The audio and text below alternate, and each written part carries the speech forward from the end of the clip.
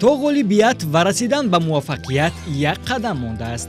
барномаи бо меёбем дар соли 2019 ҷамъбаст мегардад. 12 ишчирокчии беҳтарин миёни ҳам рақобат хоҳанд кард.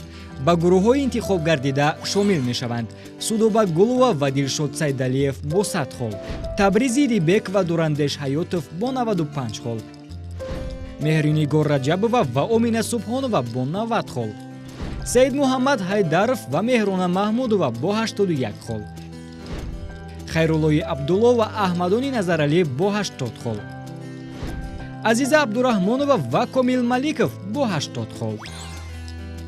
ҳамаи онҳое ки номашон зикр гардиданд ба телевизиони Баҳористон даъват карда мешаванд.